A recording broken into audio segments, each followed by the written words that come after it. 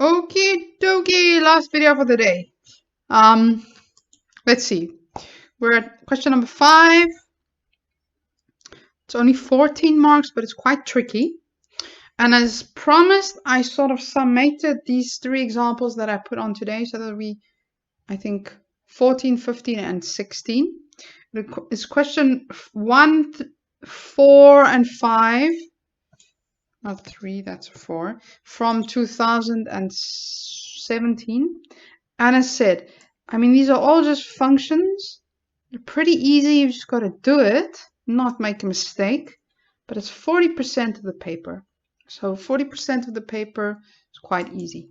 Okay. So let's just quickly check what we're given here. And our last example.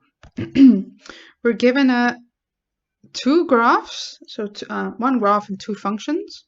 And this function gx, what already pops off the page is that this q and p, they're not known. And then you're given this function f of x.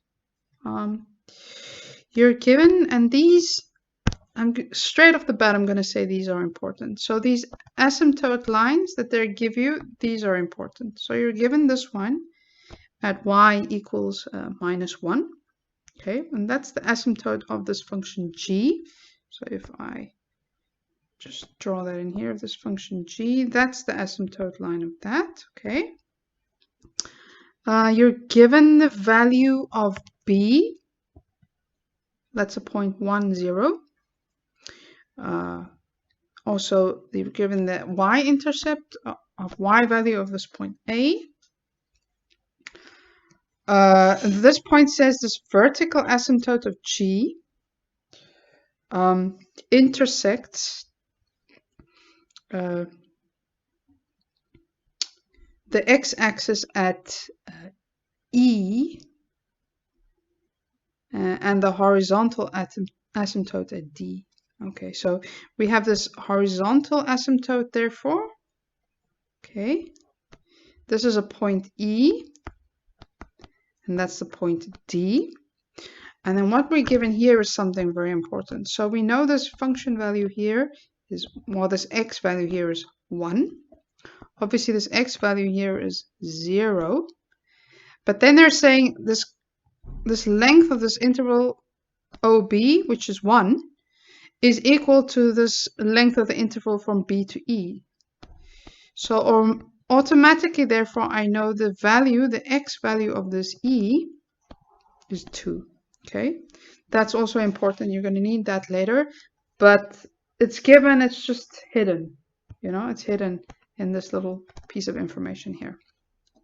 Okay, so let's get cracking. They're asking us to compute the range of G, and I did some revision here by highlighting what the domain is and what a range is. Well, the range is nothing else than the corresponding y values. Okay, so let's have a look. Of the function g. Okay, so I know this asymptote is at the point x, at the point y -1, and so it can be not including that point, but everything downwards, and not including that point, everything upwards, right? So the domain, I'm wrong. The range of that function at g is for all values, not including, because remember, it's an asymptote, right? So what that means is never, ever, ever, ever, ever, ever, ever, ever, ever gonna touch that line, y equals -1. And that's why I'm saying it's not including. And the same here, it's gonna approach that line to infinity, but never touch it. Okay, so therefore it's for all y values smaller than -1. Okay, so this is all these over here, but also for all y values larger than -1, and therefore these over here. But importantly, never -1. Okay. Then,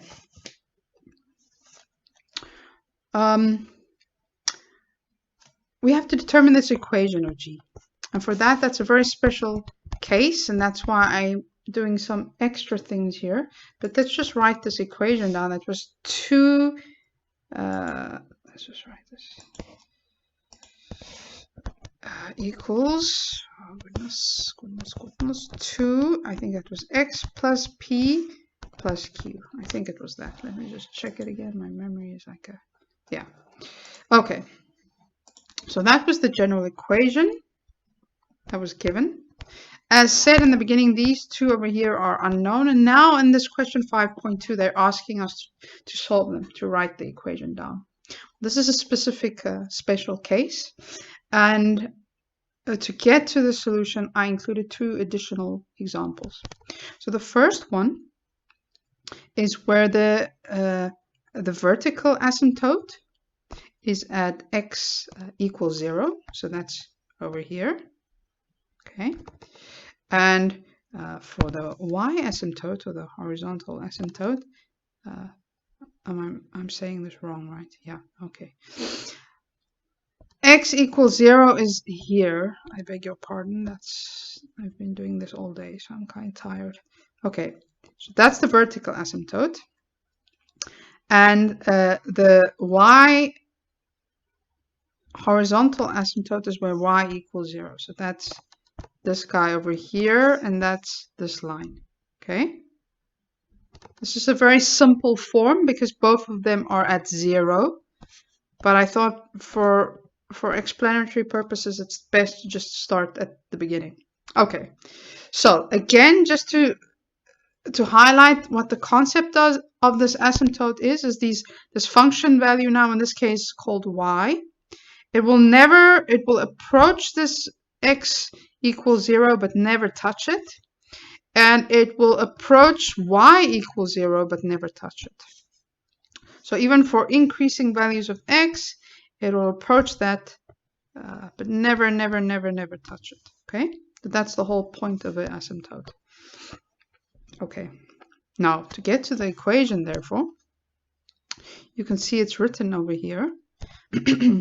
But because both of these values are 0, for this special form, that would be something like x equals y equals 1 over x plus 0 plus 0.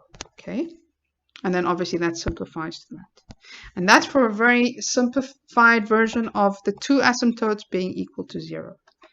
Okay, now after a lot of talking, let's go to a slightly more complex example. Here we've got a horizontal or a y asymptote where y equals to 4. Okay. And we've got a vertical asymptote where x equals to 2 over here. Okay. Again, never touching it, just approaching it. Now, look at this special function value. Okay. Again, we had our function value was gx equals 2 over x plus p plus q.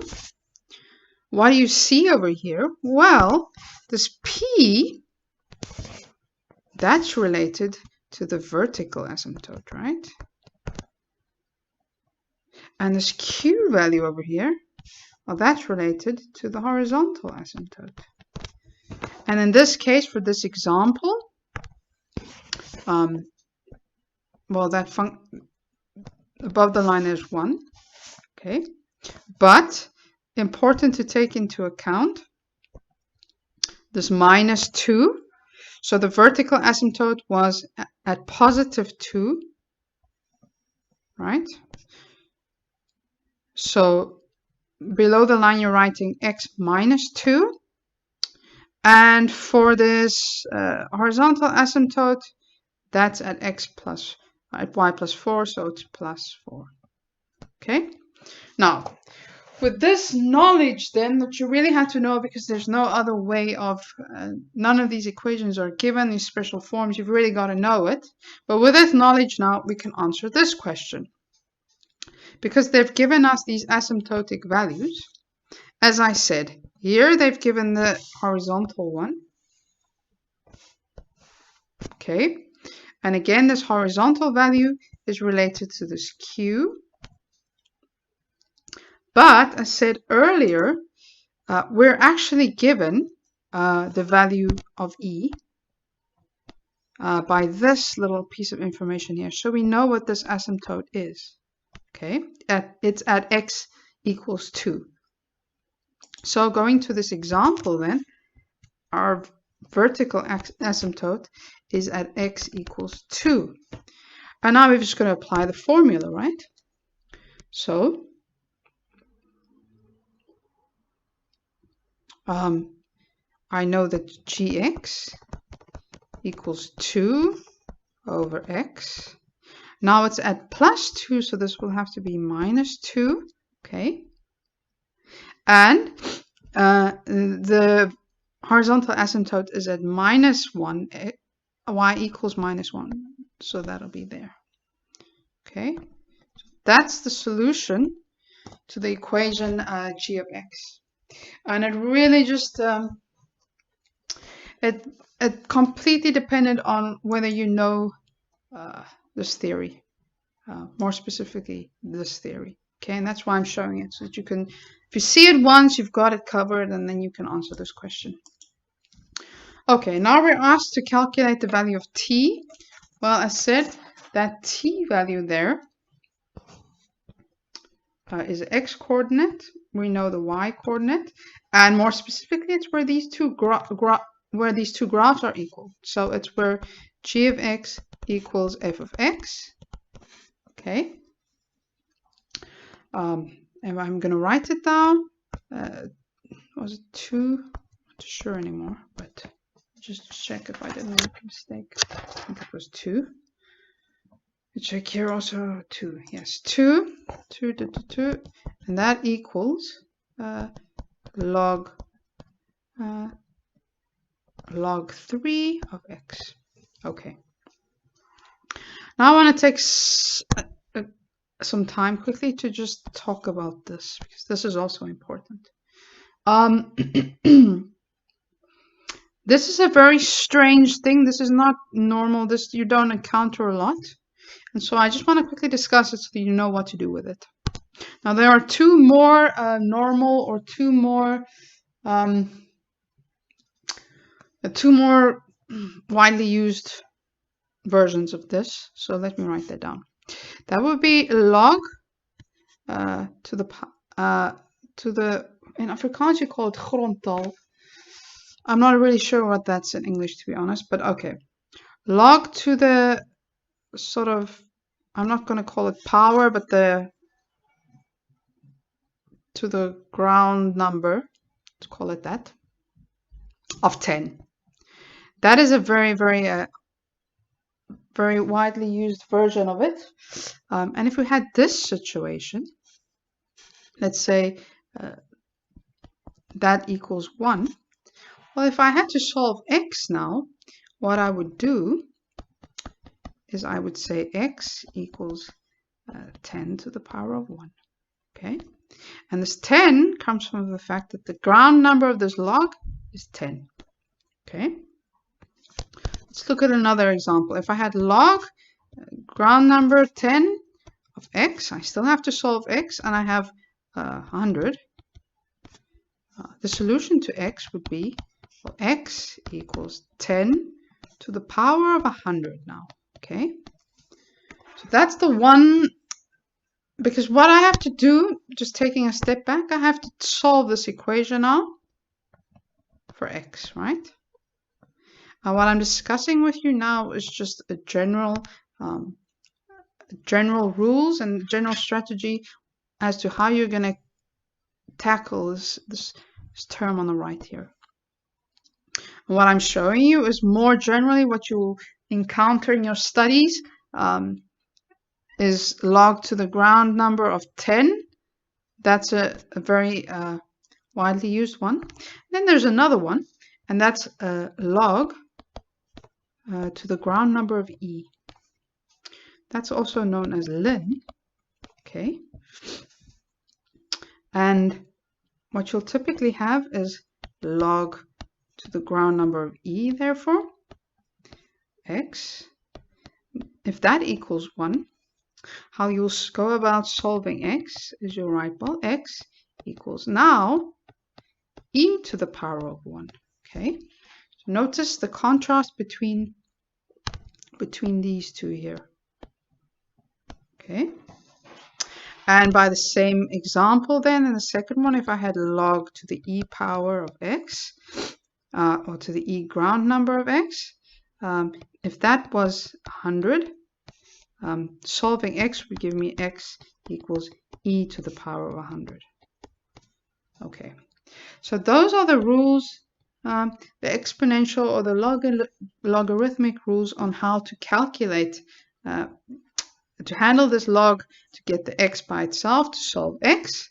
Okay, and so if you look at these two examples, what you'll have to do is now just incorporate the 3, which is just a silly example, but that's what they included in this sum. Okay, so we'll have, let me see where I'll write this. We'll have 2. I'm going to multiply. Let me just see what I'm going to do. I'm going to multiply. Let me just think. I know the y value. Okay, I don't have to. Okay, I don't know what I did. I don't have to make this very complex because that's how you typically would solve it. Using this, putting these two equations equal. But I have a very interesting and important piece of information. I know that function value, so it's a shortcut that I can take. So what I'll have to do, I can just calculate. Let me just take away that. I can just calculate f in the point t. Okay. I know that is 1. And so I know that log 3 of x equals 1. And now it's the same as these cases that I showed in these first example. So I'll have x equals 3 to the power of 1, and that's nothing else than x equals 3. Okay, and so the value of t is 3, and the value of that the coordinate of that of point A is therefore 3, 1. Okay, so it's not difficult. I showed you how you typically would solve it when two functions are equal to one another. You don't have to use that now because you're given that little value of 1 over there. And then over here, I just did a little bit of extra sort of discussions on how to deal with logarithms. Okay, and the next example then we're asked to write down the inverse function of f. Okay, and as a very important piece of information, I wrote there, well, just interchange x and y.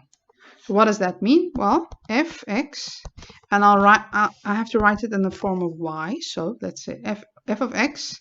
We'll start with the function because I always forget what it is. That's what it is. Okay, and now I have to do nothing else than say, well, x equals log 3 of y. And how do I solve that y? Again, it'll be y equals 3 to the power of x. That's the solution. Okay, and the crux of this inverse function here of f, I know f, it's given, that's easy, but I have to interchange the x and y values. Okay, so I move the x over here, and I change this y into the x. And then I still have to solve for y, and again I have to deal with this logarithmic function. But I know exactly what to do now because I just have to look at the ground number of the logarithm.